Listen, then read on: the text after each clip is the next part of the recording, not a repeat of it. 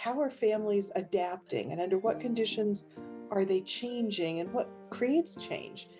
The challenge that really is hardest for families is when there are major healthcare challenges and often with a change in roles. So the person who becomes ill ends up having to either adapt the way they've done their roles or unable to do those roles, especially if it's a cognitive impairment. Yeah. So that led me into thinking about what do we need to do to help families make those role transitions that then empower them to effectively provide the care that's needed.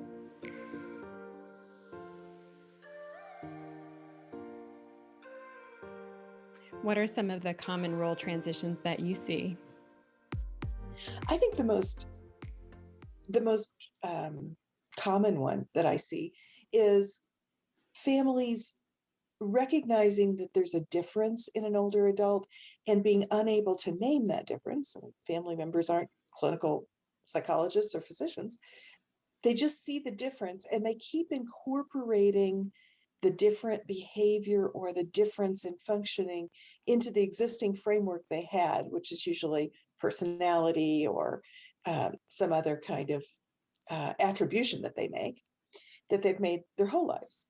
And now here they are watching change and they keep attributing it to those same factors when in fact it's a new cause. So families end up seeking help relatively late in many cases because they have been uncertain whether what they're seeing is different enough to require them to step in. Yeah. And in cases of cognitive impairment or major neurocognitive disorders, it's very common that the person experiencing it isn't aware or can't see the scope of the change. And so they decline the offers and the invitations and the nagging and the encouragement to go be evaluated. And so that puts the family in an interesting dilemma, whether they're going to continue the roles they've been in forever, or they're going to shift those roles in very significant ways. And many family members resist that because they fear that if they push or force the elder to do something that he or she doesn't want to do, that they're being disrespectful. Yeah. Or they're undermining the dignity of the other, or quite simply, the other will get so angry that it will be a breach in relationship. Yeah. So this very early process of figuring out, is something different? And if it is, how do I get it evaluated? Is actually a really huge family issue. Often an adult child is calling and saying, would you see my mother or father for depression? And when I ask a few more questions, does he or she have memory problems?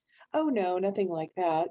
Well, my next question almost always is, so I'm just curious, is she managing her own finances? Oh, goodness, no, we took that over 5 years ago.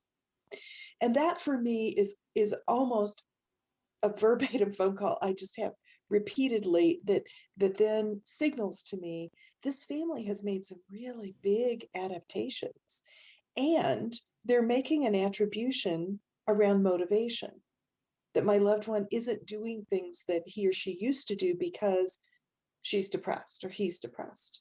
Yeah. And depression is a perfectly appropriate assessment to do. One should assess for all factors that could be contributing to those changes.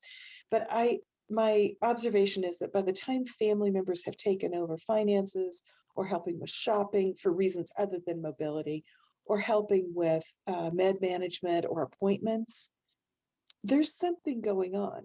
Families don't step in and do that typically without there being a gap in functioning on the elder's part. Yeah.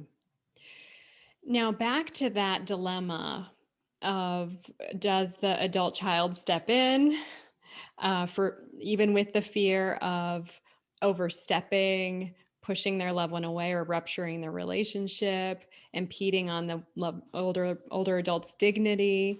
What is generally in your purview recommended then in those situations? So I pretty consistently encourage family members to get more information. They should be concerned about dignity and rights we shouldn't trounce on a family member's rights. I don't care what age they are. Yeah. And there's probably no topic that the disabilities movement has taught us more about than that one, and it's been really useful. However, families are sometimes exhausting themselves and leaving their loved one in genuinely unsafe situation out of fear around that, fear of intruding or fear of disrespecting Yeah. an elder or annoying. And so information is needed. So here's what I tell people. I say, there comes a time when you say to a loved one, we just need to go get some more information. Let's make an appointment. And if the loved one says, no, no, no, no, I don't want that, I don't need that, there is a time when you're seeing risk where you need to move. You need to act to get an evaluation accomplished. I recently had a friend call and describe a mutual friend in which that person was not getting out of bed now, had not showered recently, newspapers were piled up, and was not prepared to go out for a dinner that was, a regular family dinner. I said, that's not okay. That's not normal. This person needs to be evaluated. And you just simply say, we're going to go. We need to go. And if there's nothing wrong, that's great. And if there's something wrong, we need to find out. Because in that case, this person is really declining and something needs to be evaluated. So in that particular case, they actually went to the emergency room, and it turned out to be a very significant medical issue was happening that had been unrecognized. In the case where the person is depressed or perceived to be depressed by the family or difficult personality, but it's different. It's different from 5 years ago. At a minimum, the family needs to insist that the person contact their primary care physician. I remind families that they can email or fax or send in information to a physician. Often phone call information isn't recorded in the same way, but paper information pretty much makes it into the chart. And so you can express your concerns and you can detail not what you think is causing it. Don't be a clinician. Detail what you're seeing that's different. Yeah. And particularly the risks that you see.